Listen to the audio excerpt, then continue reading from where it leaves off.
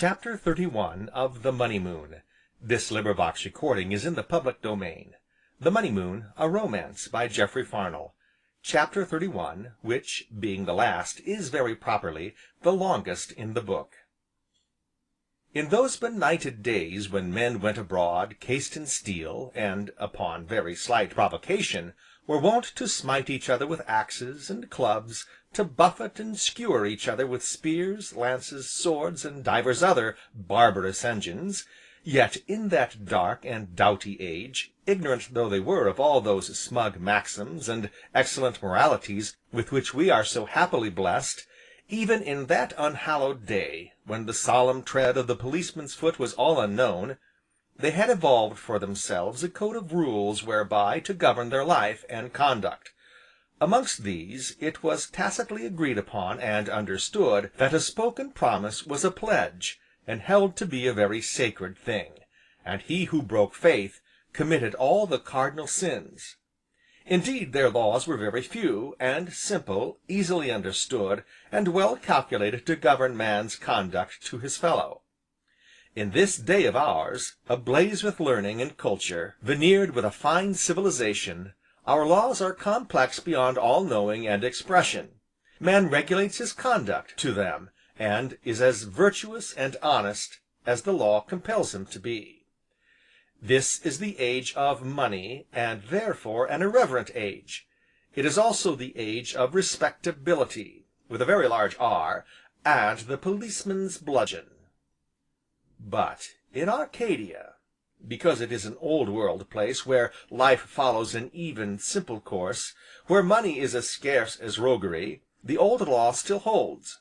A promise once given is a sacred obligation, and not to be set aside.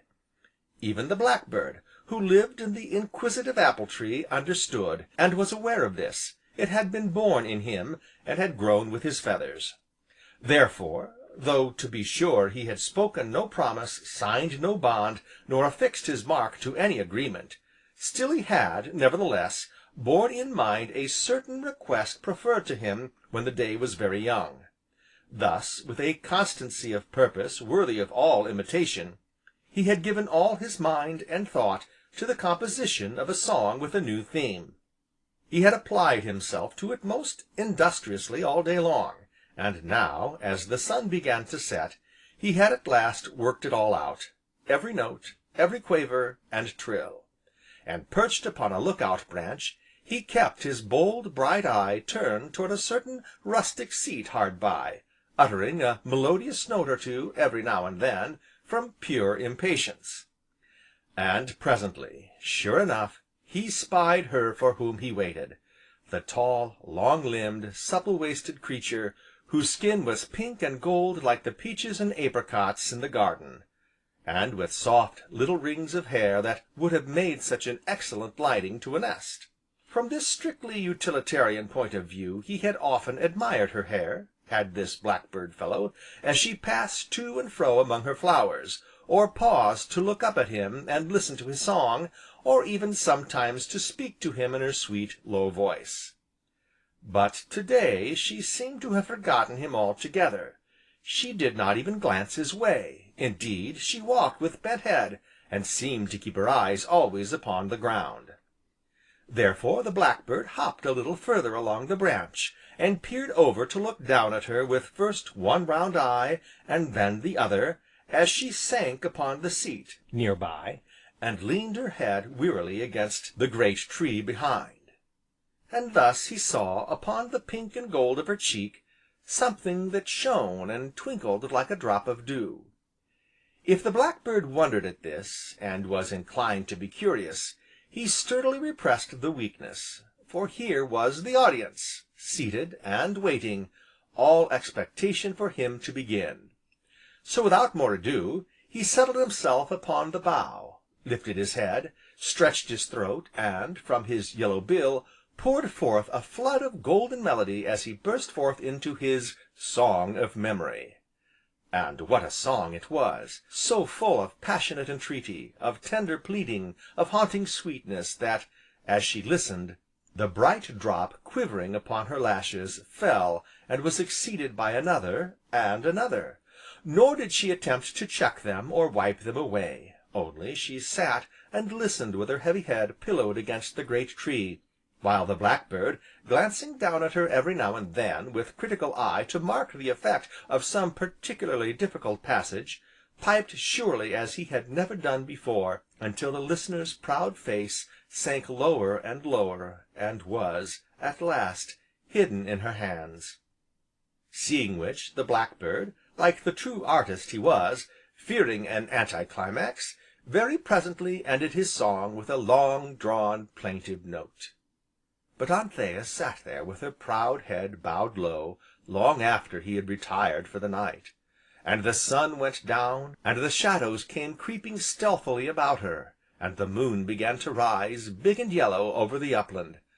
But Anthea still sat there with her head, once more resting wearily against King Arthur, watching the deepening shadows, until she was roused by Small Porges' hand upon hers, and his voice saying: "Why, I do believe you're crying, Auntie Anthea, and why are you here, all alone and by yourself?" "I was listening to the blackbird, dear. I never heard him sing quite so beautifully before." "But blackbirds don't make people cry, and I know you've been crying, 'cause you sound all quivery, you know." "Do I, Georgy?"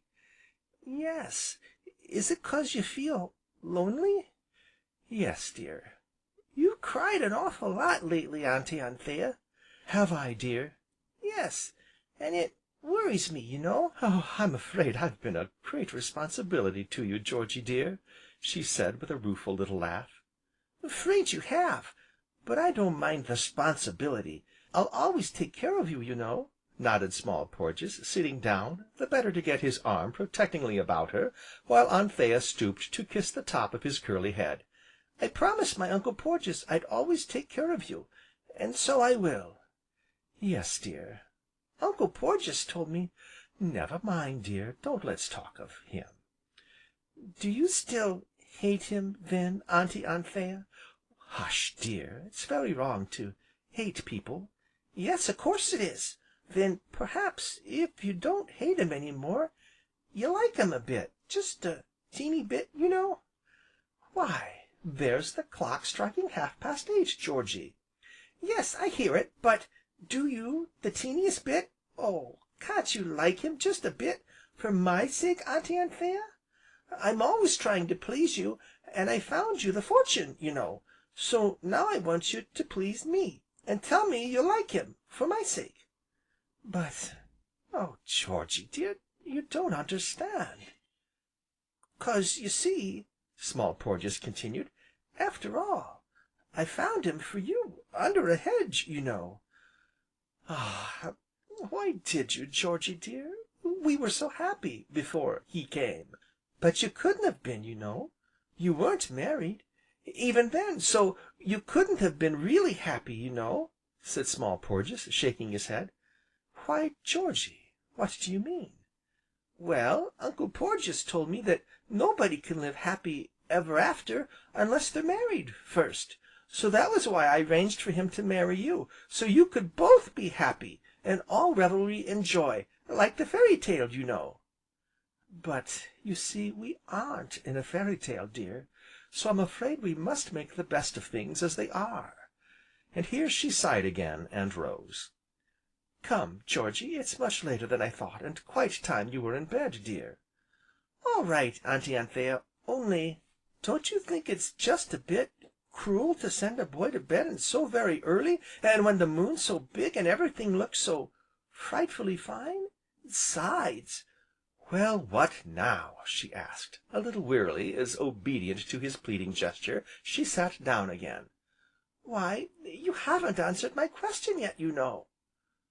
"What question?" said she, not looking at him. "'Bout my Uncle Porges." "But, Georgy, you do like him, just a bit, don't you? Please?" Small Porges was standing before her as he waited for her answer, but now, seeing how she hesitated, and avoiding his eyes, he put one small hand beneath the dimple in her chin, so that she was forced to look at him. "You do, please, don't you?" he pleaded. Anthea hesitated, but, after all, he was gone, and nobody could hear, and Small Porges was so very small, and who could resist the entreaty in his big, wistful eyes? Surely not Anthea. Therefore, with a sudden gesture of abandonment, she leaned forward in his embrace, and rested her weary head against his manly, small shoulder. "Yes," she whispered. "Just as much as you like Mr. Cassilis?" he whispered back. "Yes." "A bit more? Just a teeny bit more?" "Yes." "A lot more, lots and lots, oceans more?" "Yes." The word was spoken, and having uttered it, Anthea grew suddenly hot with shame, and mightily angry with herself, and would, straightway have given the world to have it unsaid, the more so, as she felt Small Porges' clasp tighten joyfully, and, looking up, fancied she read something like triumph in his look. She drew away from him, rather hastily, and rose to her feet. "Come," said she, speaking now in a vastly different tone, "it must be getting very late." "Yes, I s'pecks it'll soon be 9 o'clock now," he nodded. "Then you ought to be in bed, fast asleep, instead of talking such nonsense out here. So come along, at once, sir." "But can't I stay up just a little while? You see " "No." "You see, it's just a magnificent night, it feels as though things might happen." "Don't be so silly." "Well, but it does, you know." "What do you mean? What things?" "Well, it feels to me. I s'pecks there's lots of elves about, hidden in the shadows, you know, and peeping at us." "There aren't any elves, or gnomes," said Anthea, petulantly, for she was still furiously angry with herself. "But my Uncle Porges told me " "Oh!" cried Anthea, stamping her foot suddenly, "can't you talk of any one, or anything, but him? I'm tired to death of him and his very name." "But I thought you liked him an awful lot, and " "Well, I don't." "But you said " "Never mind what I said, it's time you were in bed, asleep, so come along, at once, sir." So they went on through the orchard together, very silently, for Small Porges was inclined to be indignant, but much more inclined to be hurt. Thus they had not gone so very far, when he spoke, in a voice that he would have described as quivery. "Don't you think that you're just the teeniest bit cruel to me, Auntie Anthea?"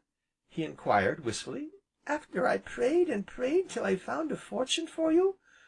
Don't you, please?" Surely Anthea was a creature of moods, to night, for, even while he spoke, she stopped, and turned, and fell on her knees and caught him in her arms, kissing him many times.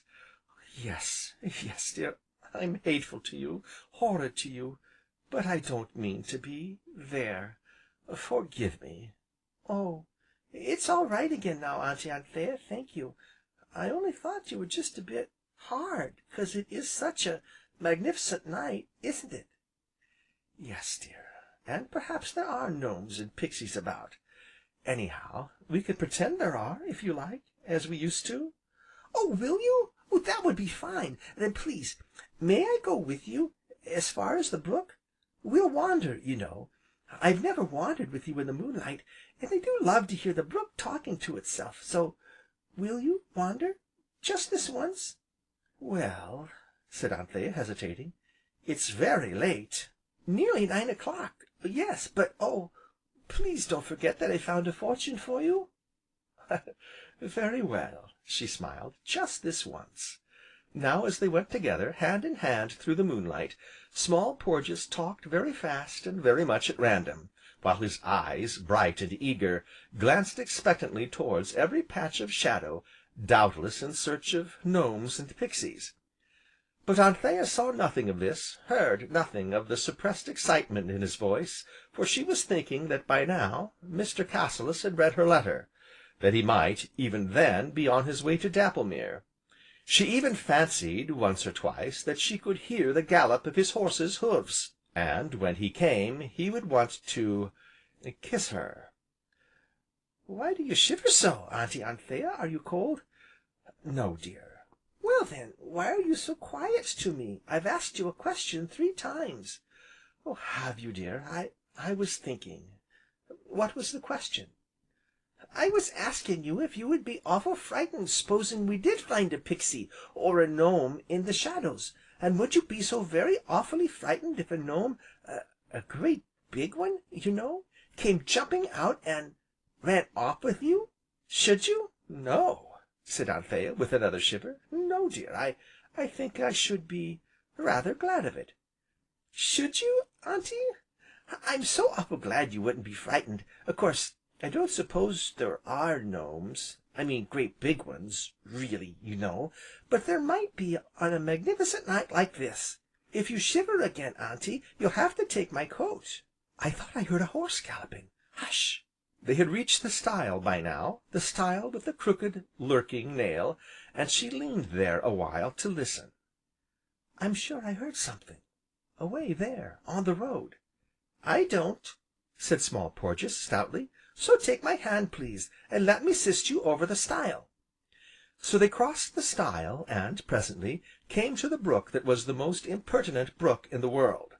And here, upon the little rustic bridge, they stopped to look down at the sparkle of the water, and to listen to its merry voice. Yes, indeed, to night it was as impertinent as ever, laughing and chuckling to itself among the hollows, and whispering scandalously in the shadows.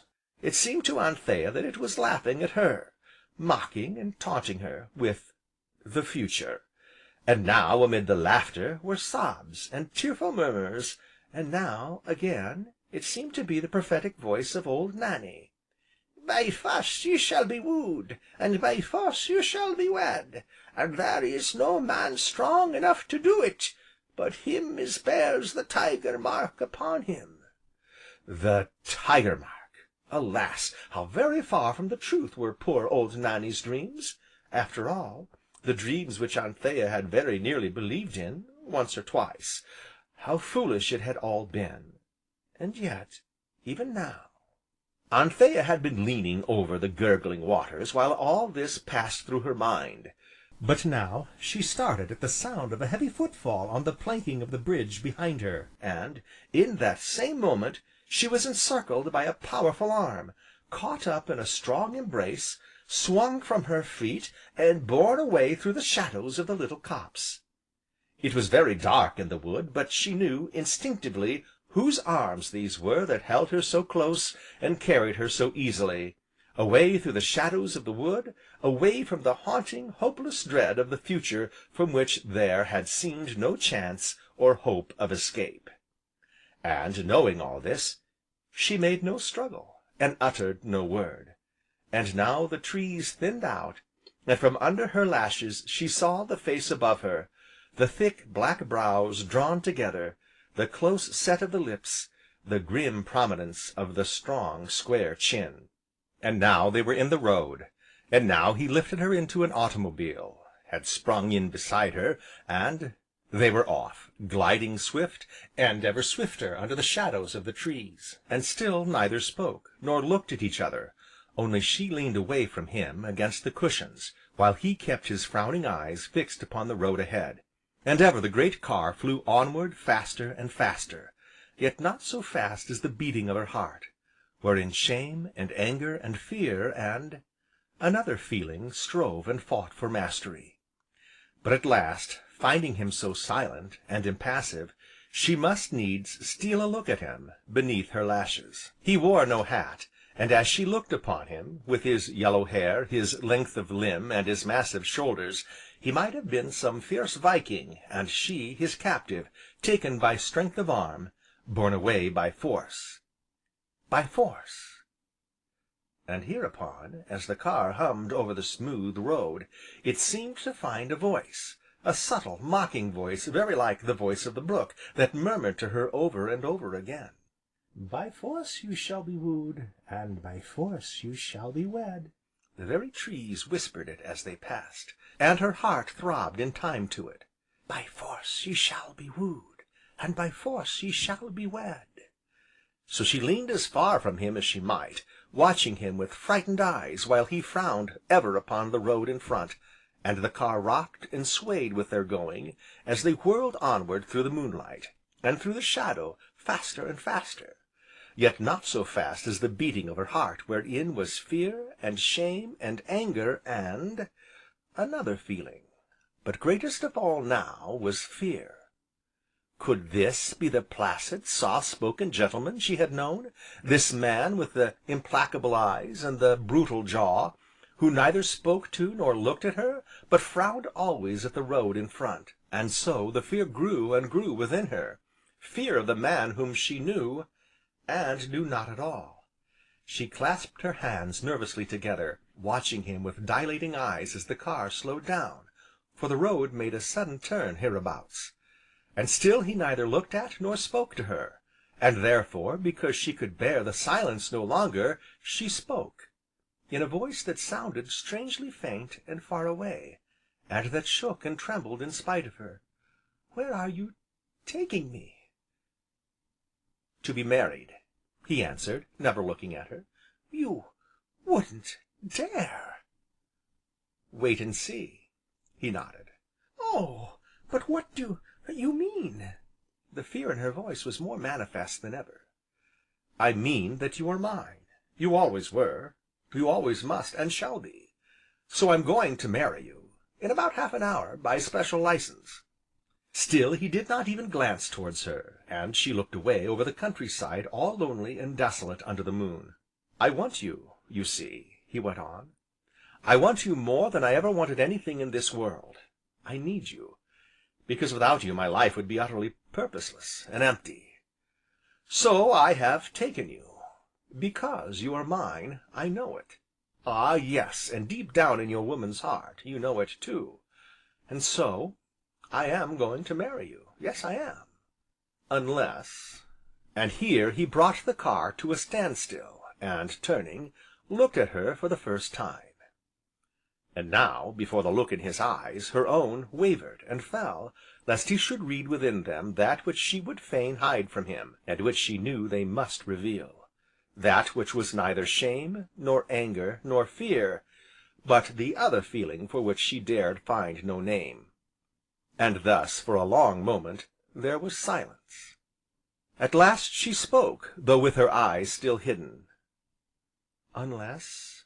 she repeated breathlessly. "Anthea, look at me." But Anthea only drooped her head the lower, wherefore, he leaned forward and, even as Small Porges had done, set his hand beneath the dimple in her chin, and lifted the proud, unwilling face. "Anthea, look at me." And now what could Anthea do but obey? "Unless," said he, as her glance at last met his, "unless you can tell me, now, as your eyes look into mine, that you love Cassilis. Tell me that, and I will take you back this very instant, and never trouble you again. But, unless you do tell me that, why then, your pride shall not blast 2 lives, if I can help it. Now speak." But Anthea was silent. Also, she would have turned aside from his searching look, but that his arms were about her, strong, and compelling. So, needs must she suffer him to look down into her very heart, for it seemed to her that, in that moment, he had rent away every stitch and shred of pride's unfolding mantle, and that he saw the truth at last. But if he had, he gave no sign, only he turned and set the car humming upon its way once more. On they went through the midsummer night, up hill and down hill, by cross road and by lane, until, as they climbed a long ascent, they beheld a tall figure standing upon the top of the hill, in the attitude of one who waits, and who, spying them, immediately raised a very stiff left arm, whereupon the figure was joined by another. Now, as the car drew nearer, Anthea, with a thrill of pleasure, recognized the Sergeant standing very much as though he were on parade, and with honest face Peterday beside him, who stumped joyfully forward, and, with a bob of his head, and a scrape of his wooden leg, held out his hand to her. Like one in a dream she took the sailor's hand to step from the car, and, like one in a dream, she walked on between the soldier and the sailor, who now reached out to her, each a hand equally big, and equally gentle, to aid her up certain crumbling and time worn steps. On they went together until they were come to a place of whispering echoes, where lights burned, few and dim. And here, still as one in a dream, she spoke those words which gave her life, henceforth, into the keeping of him who stood beside her, whose strong hand trembled as he set upon her finger that which is an emblem of eternity. Like one in a dream, she took the pen and signed her name, obediently, where they directed. And yet, could this really be herself, this silent, submissive creature? And now they were out upon the moonlit road again, seated in the car, while Peterday, his hat in his hand, was speaking to her. And yet, was it to her? "Mrs. Belloo, ma'am," he was saying, "on this here momentous occasion—" "Momentous is the only word for it, Peterday," nodded the Sergeant. "On this here momentous occasion, Mrs. Belloo," the sailor proceeded, "my shipmate Dick and me, ma'am, respectfully beg the favour of saluting the bride. Mrs. Belloo, by your leave, here's health and happiness, ma'am." And, hereupon, the old sailor kissed her right heartily, which done, he made way for the Sergeant who, after a moment's hesitation, followed suit. "A fair wind, and prosperous!" cried Peterday, flourishing his hat. "And God bless you, both!" said the Sergeant, as the car shot away. So, it was done. The irrevocable step was taken. Her life and future had passed forever into the keeping of him who sat so silent beside her, who neither spoke nor looked at her, but frowned ever at the road before him. On sped the car, faster and faster, yet not so fast as the beating of her heart, wherein there was yet something of fear, and shame, but greatest of all was that other emotion, and the name of it was joy. Now, presently the car slowed down, and he spoke to her, though without turning his head, and yet, something in his voice thrilled through her strangely. "Look, Anthea, the moon is at the full to night." "Yes," she answered. "And happiness shall come riding astride the full moon," he quoted. "Old Nannie is rather a wonderful old witch after all, isn't she?" "Yes." "And then there is our nephew, my dear little Porges. But for him, happiness would have been a stranger to me all my days, Anthea. He dreamed that the Money Moon spoke to him, but he shall tell you of that for himself." But Anthea noticed that he spoke without once looking at her. Indeed, it seemed that he avoided glancing towards her, of set design and purpose. And his deep voice quivered, now and then, in a way that she had never heard before. Therefore her heart throbbed the faster, and she kept her gaze bent downward, and thus, chancing to see the shimmer of that which was upon her finger, she blushed, and hid it in a fold of her gown. "Anthea." "Yes?" "You have no regrets, have you?" "No," she whispered. "We shall soon be home now." "Yes." "And you are mine forever and always? Anthea, you aren't afraid of me any more, are you?" "No." "Nor ever will be?" "Nor ever will be." Now as the car swept round a bend, behold yet two other figures standing beside the way. "Yo ho, Captain!" cried a voice. "Oh, please heave to, Uncle Porges!" And forth to meet them came Small Porges running. Yet remembering Miss Priscilla tapping along beside him, he must needs turn back, to give her his hand like the kindly, small gentleman that he was. And now, Miss Priscilla had Anthea in her arms, and they were kissing each other, and murmuring over each other, as loving women will, while Small Porges stared at the car, and all things pertaining thereto, more especially the glaring headlights, with great, wondering eyes. At length, having seen Anthea, and Miss Priscilla safely stowed, he clambered up beside Bellew, and gave him the word to proceed. What pen could describe his ecstatic delight as he sat there, with one hand hooked into the pocket of Uncle Porges's coat, and with the cool night wind whistling through his curls. So great was it, indeed, that Bellew was constrained to turn aside, and make a wide detour, purely for the sake of the radiant joy in Small Porges' eager face. When at last they came within sight of Dapplemere, and the great machine crept up the rutted, grassy lane, Small Porges sighed, and spoke.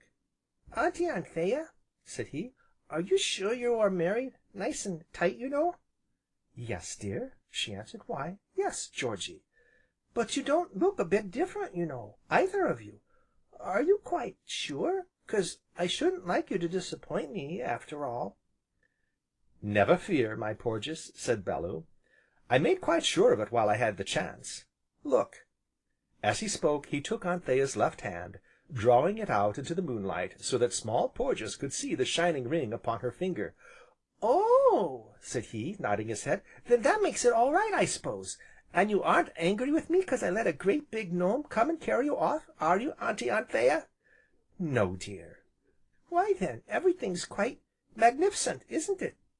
And now we're going to live happy ever after, all of us, and Uncle Porges is going to take us to sail the oceans in his ship. He's got a ship that all belongs to his very own self, you know, Auntie Anthea, so all will be revelry and joy, just like the fairy tale, after all." And so, at last, they came to the door of the ancient house of Dapplemere, whereupon, very suddenly, Adam appeared, bare-armed from the stables, who, looking from Bellew's radiant face to Miss Anthea's shy eyes, threw back his head, vented his great laugh, and was immediately solemn again. "Miss Anthea," said he, wringing and twisting at his hat, "or, I think I should say, Mrs. Bellew, ma'am, there ain't no word for it, leastways not as I know on, nohow, no words be strong enough to tell me the J-O-Y, joy, ma'am, as feels us, one and all." Here he waved his hand to where stood the comely Prudence with the 2 rosy cheeked maids peeping over her buxom shoulders. "Only," pursued Adam, "I be glad, mortal glad, I be, as 'tis you, Mr. Bellew, sir. There ain't a man in all the world, or as you might say, universe, as is so proper as you to be the husband to our Miss Anthea, as was not nohow, Mr. Bellew, sir. I wish you joy, a joy as shall grow with the years, and abide with you always, both on ye." "That is a very excellent thought, Adam," said Bellew, "and I think I should like to shake hands on it." Which they did, forthwith. "And now, Mrs. Bellew, ma'am," Adam concluded, "wi' your kind permission, I'll step into the kitchen and drink a glass of Prue's ale to your health and 'appiness. If I stay here any longer I won't say but what I shall burst out a singing in your very face, ma'am, for I do be that 'appy hearted, Lord!" With which exclamation Adam laughed again, and turning about, strode away to the kitchen, with Prudence and the rosy cheeked maids laughing as he went. "Oh, my dears!" said little Miss Priscilla, "I've hoped for this, prayed for it, because I believe he is worthy of you, Anthea, and because you have both loved each other from the very beginning. Oh dear me, yes you have. And so, my dears, your happiness is my happiness." "Oh, goodness me! Here I stand, talking sentimental nonsense while our Small Porges is simply dropping asleep as he stands." "'Fraid I am a bit tired," Small Porges admitted, "but it's been a magnificent night. And I think, Uncle Porges, when we sail away in your ship, I think I'd like to sail round the Horn first, 'cause they say it's always blowing, you know, and I should love to hear it blow. And now, good night." "Wait a minute, my Porges, just tell us what it was the Money Moon said to you, last night, will you?" "Well," said Small Porges, shaking his head, and smiling a slow, sly smile, "I don't suppose we'd better talk about it, Uncle Porges, 'cause, you see, it was such a very great secret, and sights, I'm awful sleepy, you know." So saying, he nodded slumberously, kissed Anthea sleepily, and, giving Miss Priscilla his hand, went drowsily into the house. But, as for Bellew, it seemed to him that this was the hour for which he had lived all his life, and though he spoke nothing of this thought, yet Anthea knew it, instinctively, as she knew why he had avoided looking at her hitherto, and what had caused the tremor in his voice, despite his iron self control, and therefore, now that they were alone, she spoke hurriedly, and at random. "What did he, Georgy, mean by your ship?" "Why, I promised to take him a cruise in the yacht. if you cared to come, Anthea." "Yacht!" she repeated. "Are you so dreadfully rich?" "I'm afraid we are," he nodded, "but, at least, it has the advantage of being better than if we were dreadfully poor, hasn't it?" Now, in the midst of the garden there was an old sun dial worn by time, and weather, and it chanced that they came and leaned there side by side. And, looking down upon the dial, Bellew saw certain characters graven thereon in the form of a poesy. "What does it say here, Anthea?" he asked. But Anthea shook her head. "That you must read for yourself," she said, not looking at him.